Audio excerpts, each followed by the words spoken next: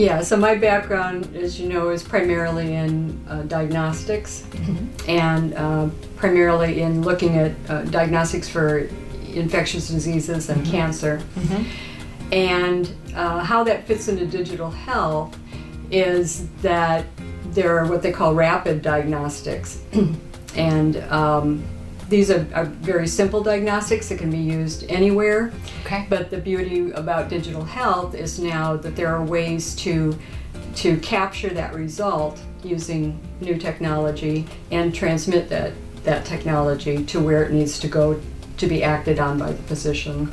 Absolutely. Yeah, and that's an issue, maybe not, you know, if you live downtown San Diego, but it could be an issue if you live in one of the very outlying areas of San Diego, or I know you're passionate about working with some of the reservations. You have some Indian heritage, right? I do. And so really supporting, you know, if you're out on a reservation, you don't have the same access to experts for some of this diagnostics. And so how can we use technology to, you know, capture some of this information and then share it with a doctor at UCSD? Right? Yeah, so that it's a big problem, because especially in rural areas, it's difficult for patients to even get access to their physicians. You know, some of them have to drive 100 miles, or even if it's 30 miles, it's difficult. And then it's difficult if they need to turn around and get back within 2 weeks. It can be hard for the patient, and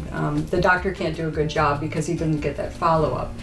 But even in the city, there are a lot of areas they call low resource areas, where people don't have good access to health care. So there are there's a lot of areas where that can be useful. And I think the beauty of digital health is that it can encompass all of those. It can really help get to where the healthcare needs to be, get to the patients that really need it, that aren't currently being served. Absolutely. Yeah. And ultimately can potentially bring the price of some of the things that we're doing down. I mean, that's one of the biggest challenges we're having in the healthcare system right now, is this escalating pricing. And so how can we think about this whole process of interacting with the doctor differently?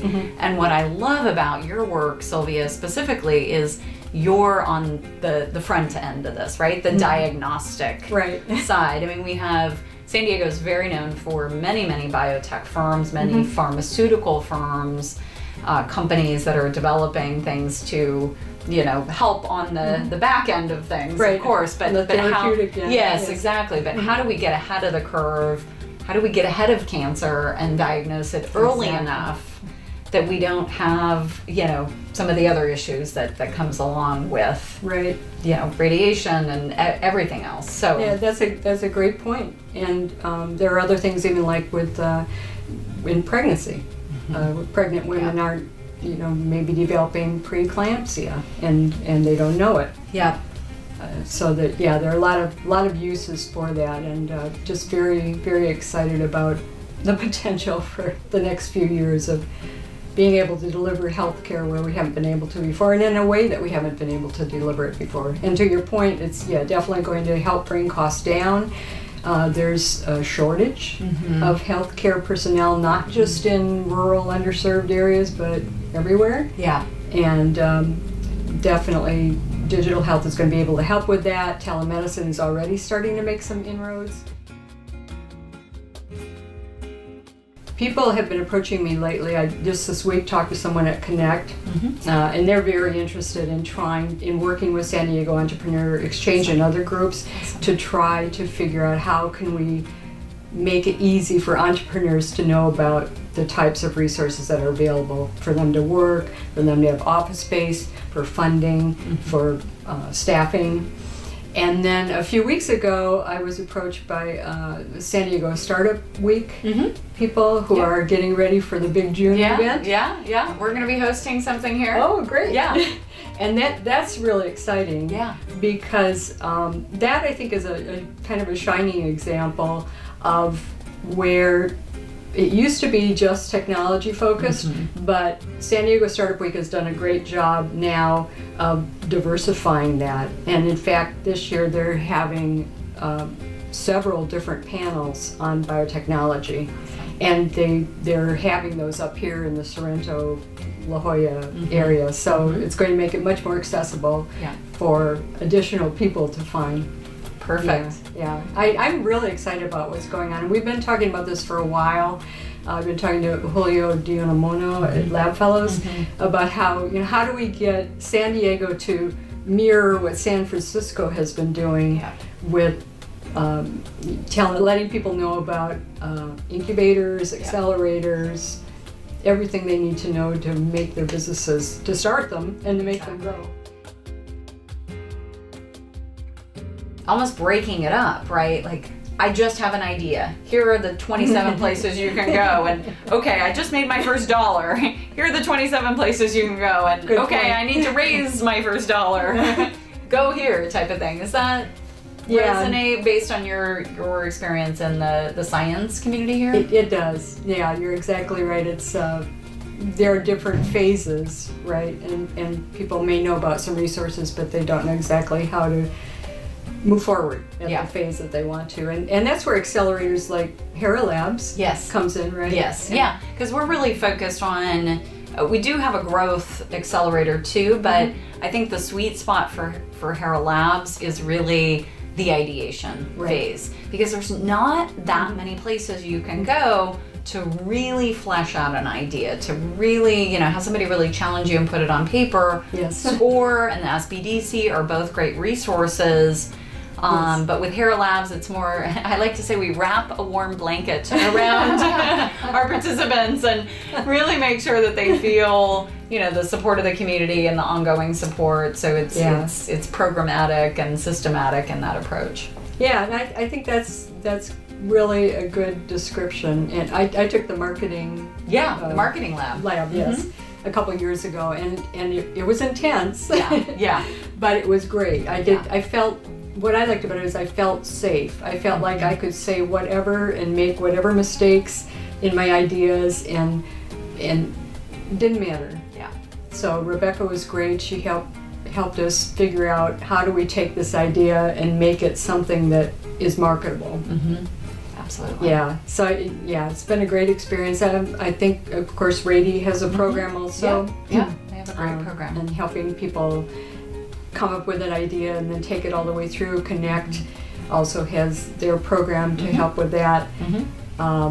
So that, you're right. There are several different resources, and people just need to be able to be aware of them. And that's part of this idea that we're at SDE are trying to help with now. We're trying to help figure out how do we make these central, and how do we help people understand what is the value of a particular resource at their particular stage. Perfect. Yeah. We have a lot of discussion around retaining talent in San Diego. Yeah, yes. That's a problem. Yeah, and so specifically in the science segment, we're competing with San Francisco and Boston and a number of other places. What are your thoughts? What have you seen that's worked? What can we do? Because we've got these amazing systems, universities, right? And this is both for the startup community, but also some of the larger companies in town. If on both platforms we don't have access to good talent, right, it's hard.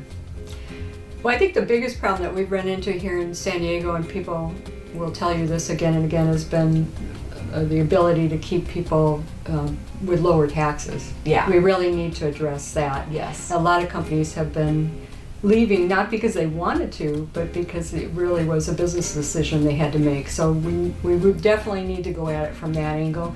We have a lot of talent here. The resources for people in biotech and pharma are very deep here. And so there's no problem with that, with finding the right people. It's more, I think, a problem of the city making an innovative effort to try to keep those companies here, because we're great. You're right. We're great at starting up companies. Make sure we don't let the Bay Area steal them away, right? Because that's one of the critical components.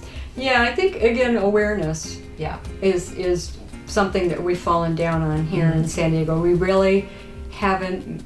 There has been some effort to for the universities to work together with the biotechs and pharmas, but I think we need an accelerated effort, and I'm already seeing that start to happen. Great. But I think it needs to ramp up a little faster. Yep. Because I hear a lot from people that are postdocs or finishing up at the universities, and they're like, well, how do I get into biotech or pharma? And you're right, it's very difficult, and I think we need to have more programs to talk about that and to maybe teach them what types of expertise do they need, but also how to pitch the skills that they do have Yeah. to prospective employers. Yes. Yeah. Lots of work to do. Well, thank you for being an amazing woman who's driving innovation here in San Diego. Just all the work that you've done here, really, really appreciate it. And we hope we keep you in San Diego for the long run. Oh, no problem there. I'm here to stay. Yeah, awesome. Thank you. Thank you, Felina. Perfect.